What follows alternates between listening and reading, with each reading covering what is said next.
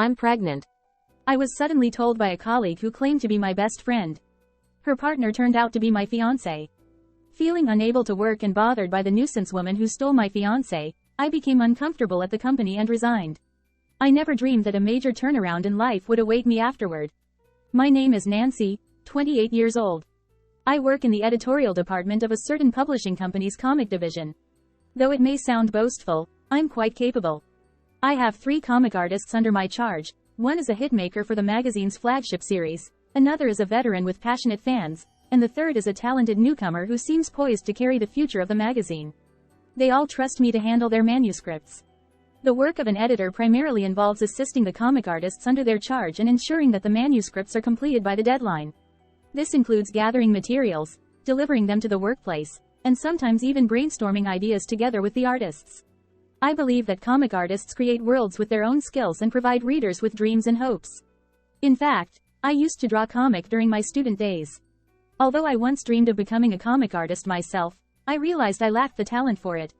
So, I decided to become an editor to help bring comics into the world. Nancy really loves comic, right?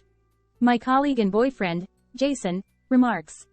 We've been dating for about 2 years now, and marriage has been on the table. So it feels like we're engaged, sort of.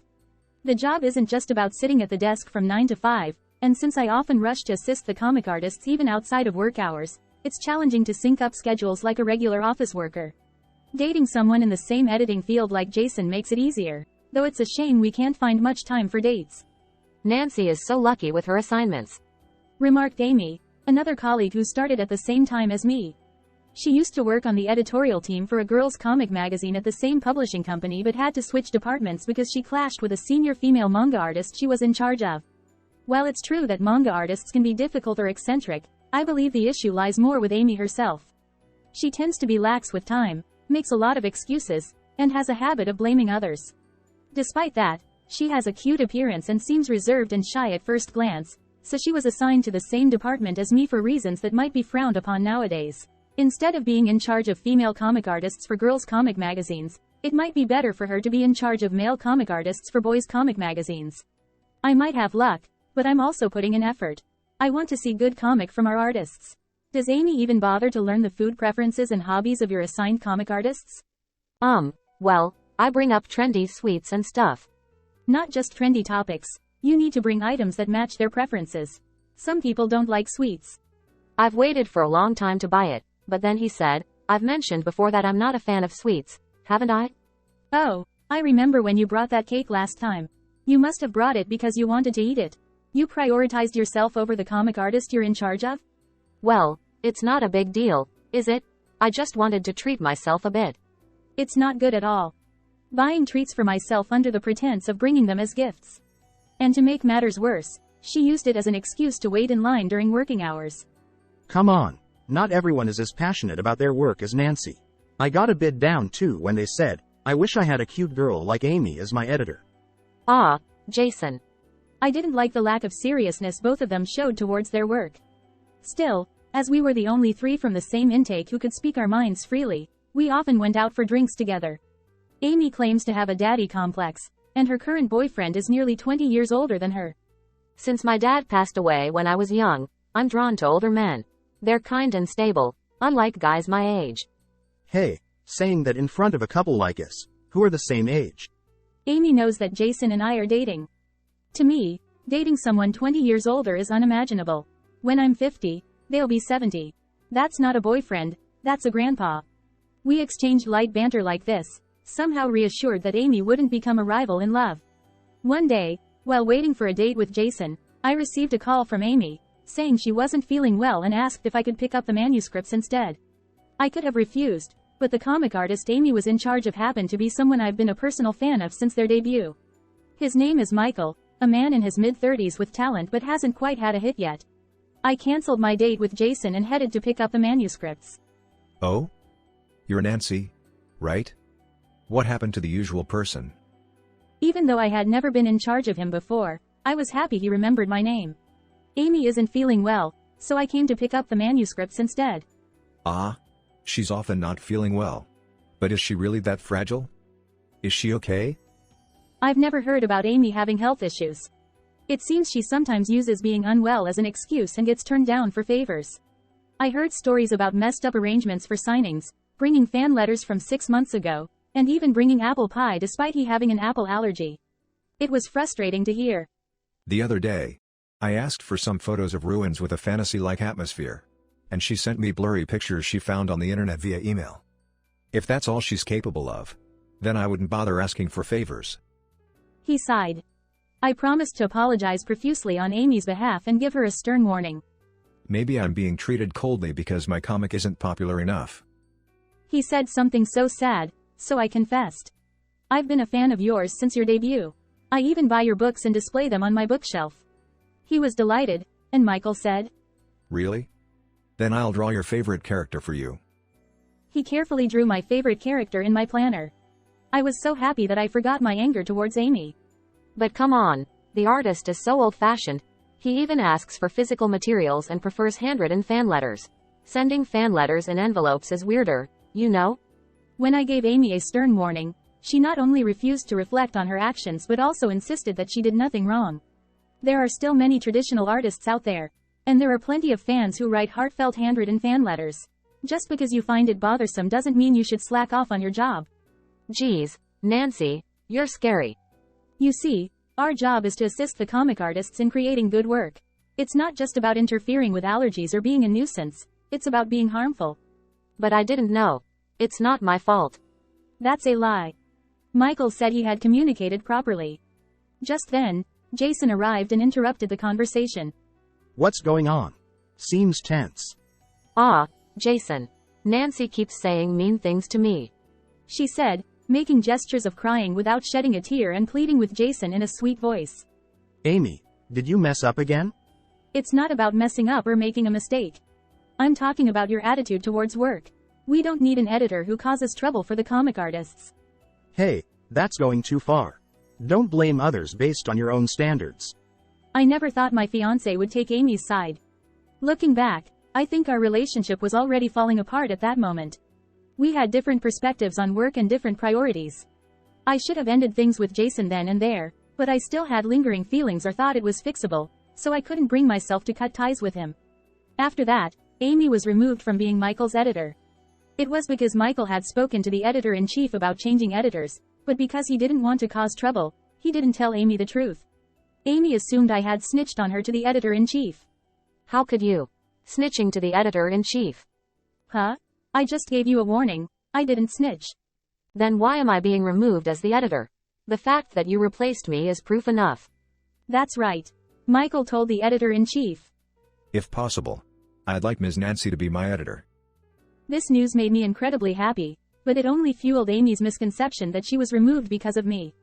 Having 4 comic artists to manage seemed a bit daunting to me, so I discussed with the editor-in-chief and decided to assign Amy to handle the Hitmaker comic artist. This artist operates in a production-style format, with plenty of staff handling tasks like gathering materials and event coordination, so there wouldn't be any deadline issues.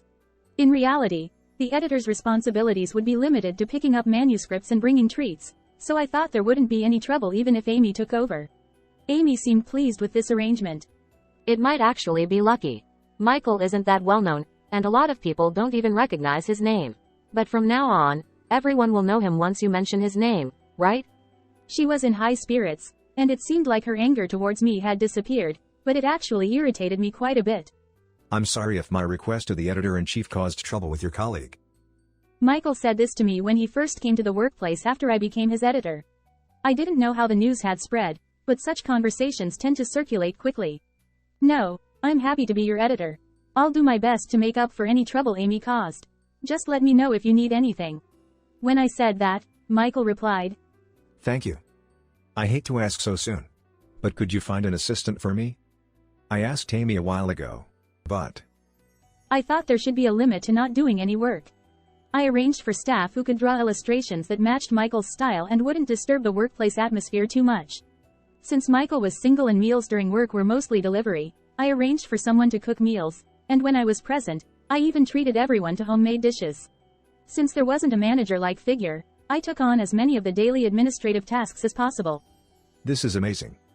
Whenever I request materials, you always provide exactly what I need, and I've had much more time to draw comic. I was happy to be appreciated like that. Michael's artwork wasn't flashy, but it was incredibly skillful, with a unique worldview and humor that attracted a dedicated fanbase. And I was one of them. Although he was the type who preferred to spend time on intricate details, I thought he must have had a tough time dealing with trivial matters and a shortage of assistants. Perhaps because he had more time and mental space, the popularity of his ongoing series was increasing, and I received praise from the editors as well. One day, Jason said, We need to talk. and we made plans to meet for a meal. Was it about marriage? Or maybe it was about breaking up. Either way, I felt it was time to clarify things. However, when I arrived at the agreed-upon restaurant, Jason and Amy were sitting side by side. It was odd because they weren't facing each other. Despite my confusion, I took a seat across from them. Nancy, I'm pregnant. She blurted out as soon as I sat down. Huh? It's Jason's baby. What? But what about the older man you were dating? Oh, him. We broke up ages ago. Amy replied, leaning closer to Jason beside her. But I thought you weren't interested in guys your own age? I used to think that, but there's no reason to put limits on love. What? Then Jason spoke up. I want to start a family with her. Sure. Huh? Whether it's a family or a nudist colony, it's your choice.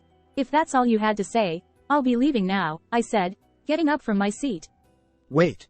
I feel bad about this. Jason exclaimed. I'm sorry, Nancy. Amy added. They both said this half-heartedly. Amy's smug expression at that moment made me inexplicably angry. It's fine. You two suit each other, I said. But Jason, with a crestfallen expression, spoke up. I grew tired of your attitude. Just because you're good at your job doesn't mean you can look down on others. I didn't mean to, but Jason seemed to feel that way. I wasn't looking down on anyone. It's just a difference in our work ethic. So, you two are a good match, I said before leaving the restaurant. I didn't feel sad. I felt frustrated, not because I lost my beloved fiancé, but because that Amy had stolen a man from me. I think I should have ended things sooner. Remembering Amy's triumphant face made me feel incredibly uneasy. Apparently, Amy plans to continue working even after getting married. While our editorial department doesn't pry into personal matters, most people know that I used to date Jason. Suddenly, there was a change in our status as a couple. People seem to enjoy gossip like this, and there were all sorts of speculations flying around.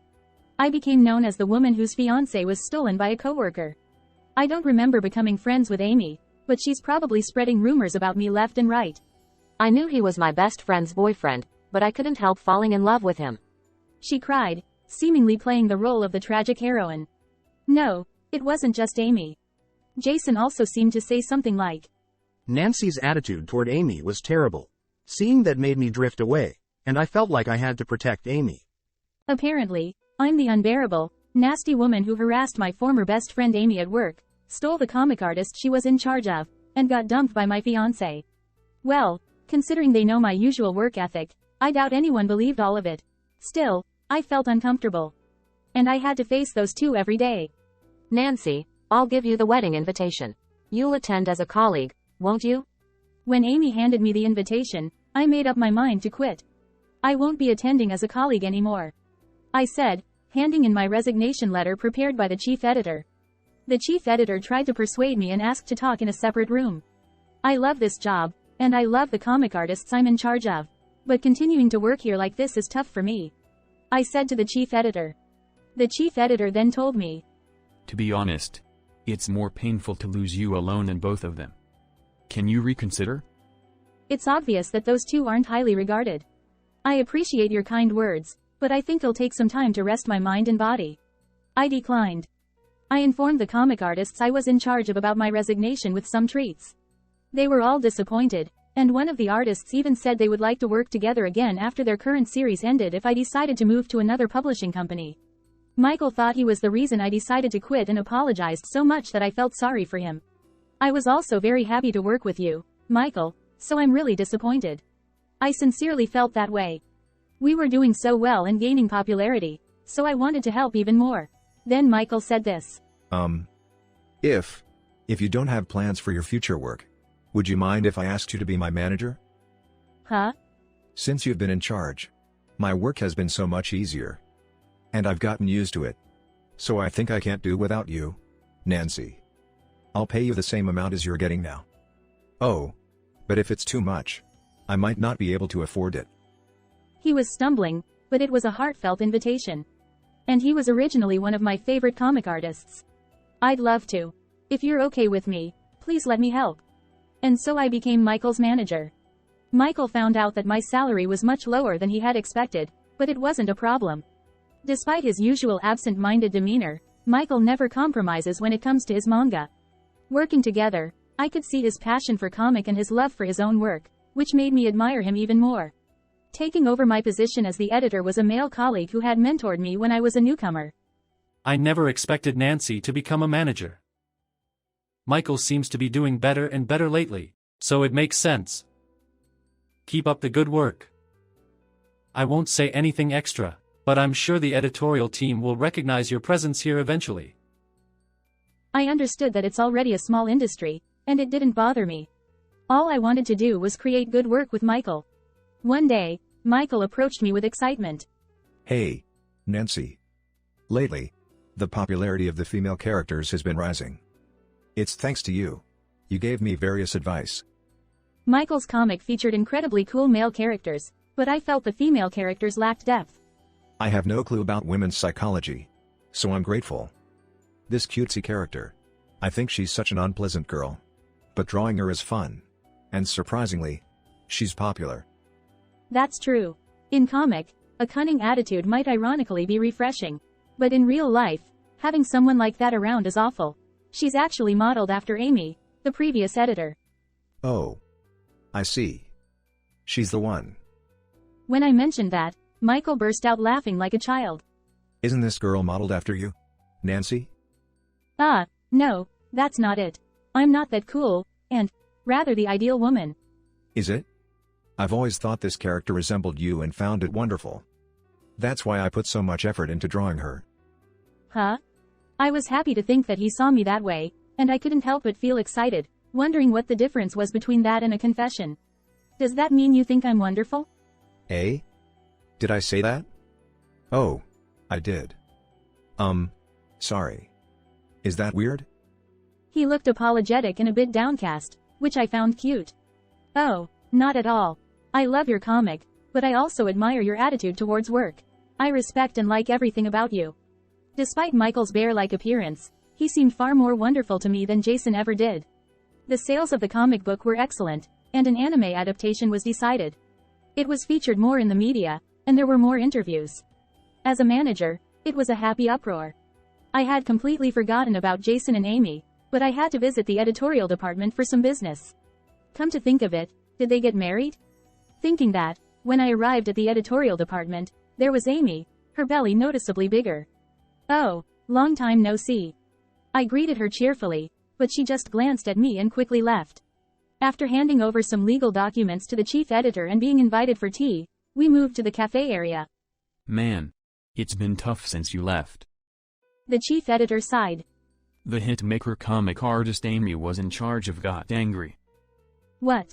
That artist? Who's stable no matter who's in charge? I was surprised. Apparently, Amy had angered the artist by suggesting, "Why don't you go digital? Everyone does these days." I apologized profusely. And now I'm handling it. Amy is just organizing materials. Well, she's not doing that properly either. But we can't fire her just because she's not good at her job. She's all set to take maternity and childcare leave. With that, the chief editor sighed again. The reputation of Jason isn't great either. I handed him the veteran comic artist you used to handle. But he keeps comparing himself to you. Complaining that he's not attentive enough or that he's slow at work. And I keep getting complaints. Saying this, the chief editor dropped his shoulders with disappointment. While I feel sorry for him, there's nothing I can do about it. I'm relieved to hear that the newbies are being taken care of by competent editors. As I was leaving, I passed by the materials room and saw the two of them talking. They weren't working, as usual. Jason noticed me and said with a bitter expression, "Long time no see. Looks like you're doing well." "Thanks to you. Things are busy with the anime adaptation confirmed and talks about a game adaptation, but I'm fulfilled." I replied with a smile, to which he clicked his tongue in response. I couldn't believe I was engaged to a man like him. "Oh, By the way, I'm marrying Michael. I'll be supporting him as both his manager and partner from now on. I added. Eh? Jason exclaimed. Are you kidding?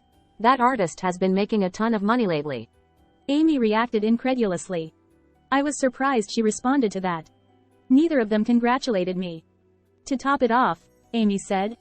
He was my responsibility. That's unfair. Saying something incomprehensible. So I decided to tell a little white lie. Well, yes. We're planning to have a grand wedding and reception, and we're thinking of going on a round-the-world honeymoon. We're even considering buying a big house for our new home. I said, showing off a large engagement ring adorned with precious gems. The ring was the only truth, the rest was all made-up lies. Well, they weren't entirely impossible to achieve, though. Seeing Amy's genuinely frustrated expression eased my nerves. Michael is such a tacky guy. Like a bear, right? Jason said in frustration. He's truly a small-minded man. He's a wonderfully talented and charming bear. 100 times better than you. I replied truthfully. Well then, farewell. I wish you both happiness. I said as I walked away, leaving behind the sound of the two of them arguing. Later on, it turned out that Amy had been presented with evidence from the wife of the older man she used to date and was being sued for damages. Turns out, her partner wasn't single after all. As for Jason, he mentioned. The child in her belly might not even be mine. But you never know until the baby is born. Given that everyone was already giving the lazy and unmotivated couple side-eye, I couldn't help but wonder if they would have an even harder time at the company with such scandals surfacing. But knowing how shameless they are, it's hard to say. Either way, I couldn't imagine a bright and happy future ahead for the two of them. A luxurious wedding ceremony. Reception. World tour. And a big house. Huh? Are we going all out? Michael said with a laugh after hearing my story. I know you're not comfortable with flashy things in public. The world tour sounds appealing, but I don't want to disappoint the readers by taking a break from the serialization. As for where to live, anywhere will do. I replied. Got it. How about we take an extended vacation around the world once the current serialization ends? Michael suggested.